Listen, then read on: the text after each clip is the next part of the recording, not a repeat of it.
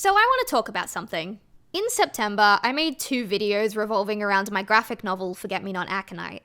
One was a primer video in which I gave a brief synopsis of the story and some insight into the characters, as well as a little bit about the lore and inspirations behind that story. And the other video was almost a sketchbook tour of sorts, where I flipped through all of the traditional artwork that I had made before, during, and a little bit after the development of said graphic novel. I had a lot of fun making those videos, and it made me feel reconnected to a story that I have published almost 5 years ago at this point.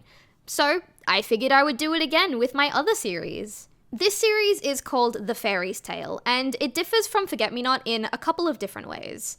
First off, and most notably, this series isn't a graphic novel. It's an animatic series. And yes, I said animatic, not animation, but we'll get to that in a minute. So rather than this being a series that you would read, this is a series that you would watch.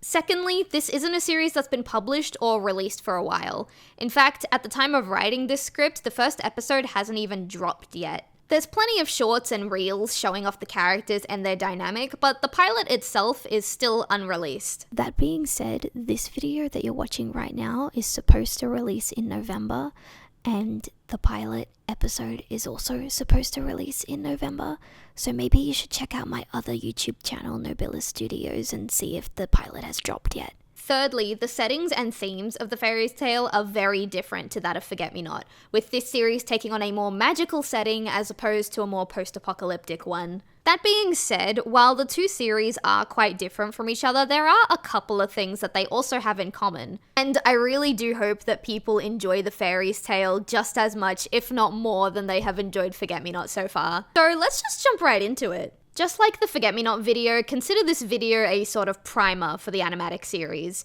If you watch this video and you're keen to watch the pilot as it drops, or I've somehow already grabbed your attention and you want to go into the pilot blind, then consider checking out my other YouTube channel, Nobilis Studios. That YouTube channel is going to be the homepage for all of my animatic projects from now on, and the premiere for The Faeries Tale Episode 1 is supposed to be happening in November, if it hasn't happened already, that is. One last thing, the art piece that I'm working on in this video is just the thumbnail for the video. I really wanted to do a big environmental interactive piece the way I did with Forget-Me-Not, but I only have time to work on one project like that at a time, and it's split up over like several days within a month, and I just didn't have the heart to start a second one, so you've just got the cute little thumbnail of Alita's pretty little face for this time. Alright, now let's get into it. The Faeries Tale is an animatic fantasy series following Kuro, a young man who doesn't believe in fairies, and Alita, the fairy princess that he meets and befriends. Alita is running away from her responsibilities as heir to the fairy kingdom, and Kuro is still trying to find his footing after distancing himself from his family and most of his friends. Together with their mutual friend Pandora, they manage to find comfort in each other, and they learn what it truly means to be themselves. Unfortunately, though, the comfort they find in each other isn't enough to keep them safe from prying eyes with less than pleasant intentions. The Faeries Tale is a story about self-discovery and familial expectations at its core. Specifically, how the two can conflict with one another, and the struggles a person can face when their wants, needs, and identity don't align with what their families want from them. Whether that be not wanting a role you were quote-unquote destined for, clipping your own wings for the sake of someone else's dreams, or simply existing in a way that is not what was expected from you. Sprinkle in some magic, some romance, a potential war, and just a little bit of trauma, and you've got a story that I firmly believe everyone will be able to see either a bit of themselves or a bit of someone that they know in. Alright, moving on to characters. The first one that I want to talk about today is Kuro. Kuro is our main protagonist for the story, and honestly, he's a pretty chill guy. He's quite reserved and to himself, only really having one true friend in the village, that being Pandora. He also has a tense relationship with his brother Jimmy for reasons that he is yet to disclose with anybody. Which definitely makes things a little complicated when Kuro needs repairs for his oversized meat tenderizer that he calls a hammer. Nobody knows why these two have such a tense relationship, but it's so thick in the air that even Pandora refuses to be in a room alone with just the two of them. When things go sideways in his relationships, rather than talk things out and come to a resolution, Kuro tends to simply leave the situation altogether until he's calmed down, only to return later as if nothing had happened, which clashes pretty badly against everyone else's way of dealing with conflict, and this is part of the reason why he doesn't really have any friends. Despite his loner energy, however, when he's around people he actually is comfortable with, he can be quite the smartass. Some would say he actually borders into asshole territory. He loves riffing off of and sparring with Pandora, and while he might not talk to people about his own troubles, if you're someone he likes, then he's more than willing to lend an ear and try to give you advice about your own troubles. But try as he might to be social and hang out with his friends and be supportive for the people that he cares about, at the end of the day, Kuro is a loner at heart. Sometimes it's easy to get a hold of him, but he also spends a lot of time alone and often outside of the village entirely. There are plenty of abandoned structures and paths just outside the village that Kuro has turned into his home away from home, which he escapes to when he's feeling so overwhelmed that even being in his own house by himself has him feeling like he's too close in proximity to others. He is very standoffish and loves to isolate himself, but we love him all the same. At least, I do. Alright, next up is Kuro's best and only friend, Pandora.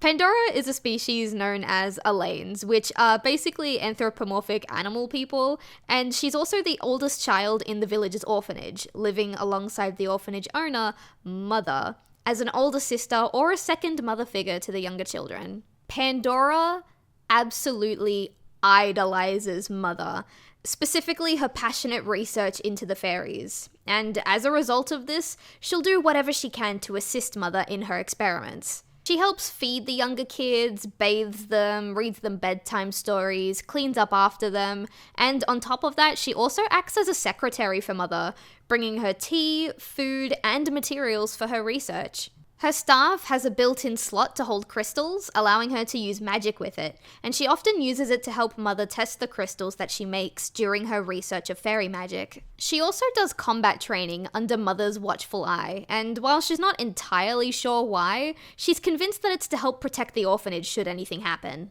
She's basically the ultimate caretaker, and while it's not something that she initially envisioned for herself, she takes a lot of pride in helping Mother, and she really, truly, genuinely does love the other orphanage kids. As I mentioned before, Pandora is Kuro's best and only friend in the village, and is sympathetic to Kuro regarding his relationship with his brother. That being said, she's also on friendly terms with Kuro's brother, whose name is Jimmy, and is often lending an ear to him when he wants to talk about his relationship with Kuro, or rather, the lack thereof. Pandora also has a fascination with the fairies, though it's unclear if it's her own fascination or if it's something she has because of Mother. Regardless of the origin of her fascination, though, she ends up developing a close relationship with Alita alongside Kuro once they meet. Speaking of Alita, why don't we finally get to talking about her? The final character in our main trio. Alita is the fairy princess, and she's next in line to take the throne after her mother, Queen Silica. The only problem being, Alita doesn't exactly feel like she's ready for the throne, or even wanting of the throne at all. She's a rebellious spirit who craves the freedom to see the world. However, her duties as a princess and the fact that no fairy is allowed to wander the forest past a certain point has her butting heads with the queen quite a bit. Alita often sneaks out of the palace and beyond the forest's boundary to see what's really out there, but she's always brought back home either by her own guilt or by the royal guard finding her and bringing her back home. Alita has also spent her whole life hearing stories from other fairies that they used to live alongside other creatures, known as humans and alains, and has become very fascinated in their existence. Not the same levels of fascination as Mother's fascination with the fairies, but more similar to how Pandora feels about the fairies. The tales she's heard about humans and alains are light on the details, but with the information she has, she believes humans, alains, and fairies should all be able to live together in harmony once again. Her mother, on the other hand, Queen Silica, tells her that humans have gone mostly extinct and they're so scarce that she'd be killed by any of the monstrous creatures lurking around in the forest before she even ever came close to finding a single human. Alita is fun and adventurous and by far the most outgoing of the trio. She's always the first to hop on top of a plan if she's not the one making the plan herself, and she's always looking for something fun to do simply to experience it. That being said, she also truly does care about her people and the friends that she makes, and when the going gets tough, she's very quick to step up to the plate and do what needs to be done for the benefit of those she cares about, regardless of how she feels about what needs to be done. Alright, that's all of the main characters out of the way, but unlike Forget-Me-Not, the Faeries Tale also has a pretty big secondary character cast, and I'd like to start talking about them now. Starting with Kuro's brother, Jimmy. As I've mentioned previously, Jimmy is Kuro's brother, though their relationship has definitely seen better days. Jimmy is an ADHD-brained golden retriever of a boy, and he's also the village's blacksmith. His skills for smithing are so advanced and so sought out that people often come from neighboring villages to get things made by him. And he also takes his crafted items to those neighboring villages to run pop-up shops quite a lot. He loves running those pop-up shops because one of his favorite things to do is buy a bunch of gifts for all of his family and friends in the village and share them to people when he gets home. And his skills as a smithy have earned him some pretty notable friendships. Though his status as a smithy and the connections that he has aren't nearly as important to him as his brother. Jimmy feels that he's the reason Kuro has distanced himself from him and has tried desperately for quite a while to rekindle the loving relationship that he once had with Kuro. However, while Kuro likes to disappear during tough periods and then return later as if nothing had happened, Jimmy is someone who likes to sit down and talk about the issues he has in his relationships, making sure that everyone is on the same page and that due apologies are made. This clashing of personalities has made it near impossible for the two to reach common ground, and it eats at Jimmy. He genuinely wants to give Kuro the space that he needs, but in doing so, he feels like he's losing his brother, and he can't bear that thought. Next up in the secondary cast is Mother. Her real name is June, but she basically insists that everyone in the village refers to her as Mother. She moved into the village many years ago from a far-off city and basically started the village's orphanage from the ground up. She'd taken not just orphans from this village, but also orphans from neighboring villages and children who she would find lost in the forests between towns. Since the village is so small, most of the children in the orphanage don't actually end up getting adopted, and so Mother ends up raising them until they're old enough to leave town themselves and start their own lives. Mother is also hyperfixated on the fairies. Countless books and artifacts claimed to be from fairy culture litter her private quarters as well as the orphanage itself. She has dedicated her life to finding a way to replicate the intensity and the magnitude of fairy magic in a way that anybody would be able to use. And to one day proving not only that they were real beings who lived among them once, but that they were still around and that human and Elaine society could live among them once again. It's very rare to have a conversation with Mother that doesn't turn into her talking about the fairies within the first 5 minutes. The final side character we'll be going over today is the fairy queen herself, Queen Silica. Silica is Alita's mother and the current ruler of the fairy kingdom. She's about what you would expect from any ruling queen, to be honest. Dignified, elegant, reserved, yet caring, and extremely compassionate for the needs of her kingdom.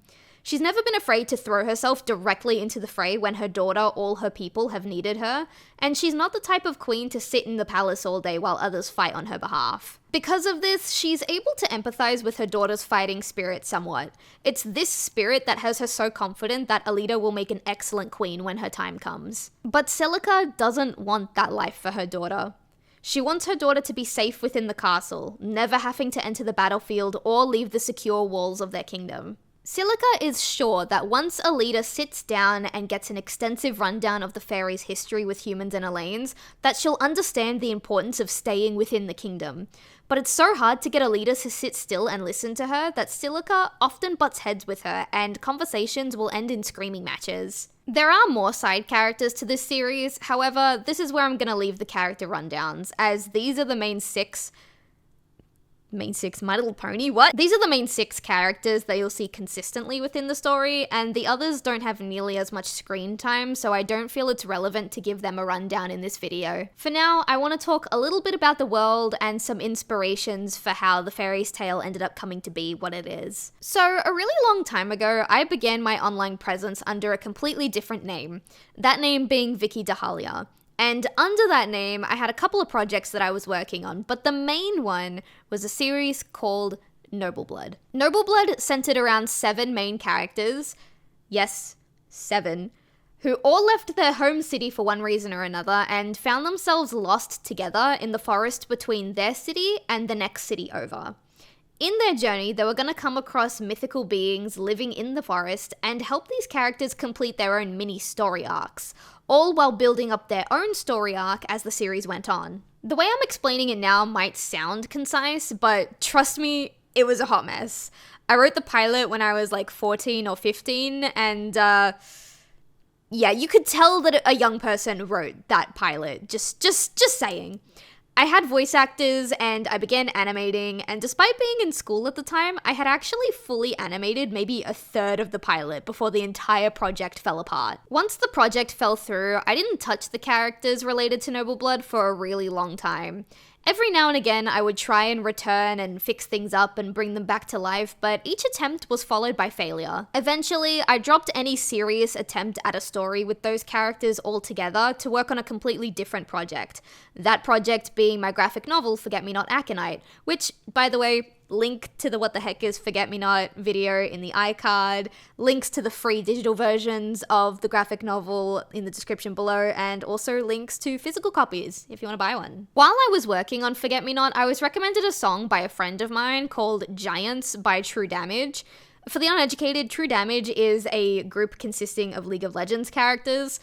I have never seen anything related to League before this point, but this song, I swear to God, this song had me in a fucking chokehold for the longest time. I'm getting emotional just thinking about it. And I have no idea why this song had such a chokehold on me. I don't know why it gripped me so much, but for some reason, the song reminded me of some of my Noble Blood characters, and very specifically, of the fairy princess, Alita. I think I drew Alita a couple of times in the time period that I was obsessed with that song, and it got me thinking about one of the mini arcs that I had planned for Noble Blood, specifically the first mini arc. The main cast of 7 was meant to meet and befriend Alita, and at some point Alita was supposed to meet the main antagonist of the series, Kuro, in isolation, away from the main 7. And without spoiling it, because some of the stuff that I wrote for that mini arc actually does carry through into the Faeries Tale, the relationship that Kuro and Alita had in that mini arc was supposed to turn Kuro from one of the main antagonists to more of an anti-hero type. This first mini arc that I had planned for Noble Blood was a pivotal point in the first season at the time of writing that series, and it was something that I was very quickly growing nostalgic for. Unfortunately, nothing really came of that nostalgia until a fun little show called Arcane came out. Yes, I know, I'm kind of embarrassed to admit it, but League of Legends content is the sole reason that the Faeries Tale evolved from a simple nostalgia trip to a complete revamp of the first original project that I had ever tried to make public. Out of the 15 plus characters that I had planned for Noble Blood, only 6 of them transferred over to the Faeries Tale, at least so far. Those ones being Kuro, Alita, Pandora, Jimmy, and 2 side characters that were not mentioned in this video. The remaining characters in the series have been built from scratch. I guess Mother could technically count as being a Noble Blood character, since her original conceptualization was one of my many attempts to fix and revamp Noble Blood. However, in the Noble Blood project, she never went past the concept phase. It wasn't until the Faeries Tale that she had any substance built to her, which is why I don't count her as being transferred from Noble Blood. I count her as being built from the ground up. And while Arcane and League of Legends content is what breathed life into the Faeries Tale, the world and its setting are relatively different to that of Arcane. The Faeries Tale is a lot more fantasy themed and less technology based like what we see in Arcane. We have typical small villages, towns, cities, and while there is a decent amount of technology within the Faeries Tale universe, it mostly sticks to a more medieval style aesthetically. A really fun thing about the lore of the world of the Faeries Tale is actually the fairies themselves. They may visually look like a stereotypical fairy, but they're actually more akin to that of plant people. I would love to have a compendium of everything about the fairies and fairy culture all in one video, but I don't think this is the video where I should do that. So for now, this is all you're getting. The fairies are magical plant people. The main color of a fairy is directly correlated to their magic level, with red being the strongest and green being the weakest. They are predominantly polyamorous society, and they live for way longer than humans and Elaines do. I've put a lot of time and effort into building up the fairy lore, fairy culture, and even an entire magical ecosystem that lives within the walls of their part of the forest. But again, that's for another time. I might turn the fairy kingdom and its lore into a D&D campaign one day, if I'm being honest. There is enough here for me to do it. It is very extensive. I would just need to put a story within there. But again, that's another thing for another video. Let's move on. A lot of the character inspiration for the Faeries Tale is similar to that of Forget-Me-Not, in the sense that the characters all have traits and story arcs that are reminiscent either of my own lived experiences or of the lived experiences of people around me. Pandora, in particular, is very heavily inspired by a couple of people that I know in real life. Expectations are something that everyone has to deal with, regardless of whether or not we actually want to. And seeing how people deal with those expectations, how it changes them, and it changes the relationships that they have with each other, is something truly fascinating, and I just couldn't help it. I couldn't help but add it into a story of mine. Alright, with that, I think I've said everything that I wanted to say about the Faeries Tale, at least for now. Thank you all so much for listening. Like I said at the beginning of the video, if you want to see the pilot episode when it drops, if it hasn't already, then go and follow my other YouTube channel, Nobilis Studios. There's going to be a premiere for the pilot sometime in November of this year. And if you're watching this after November of 2025, or you're watching this when the video drops and the pilot happens to have dropped first, then you can go and check it out right now if you want. I'm planning to do a sketchbook flip-through video of the Faeries Tale, similar to what I did with Forget-Me-Not, but I'm not actually sure how much of the Faeries Tale development was traditional. So I might also show some late-stage concepts of the characters back in their Noble Blood days, and I might have to whip out the iPad and some of my digital sketches in order for you guys to get a full picture of the development. We'll see how that goes. For now, thanks for watching. Stay warm, stay cozy, stay toasty. If you sneezed during the video at all, then bless you. And I hope to see you next time. Bye bye.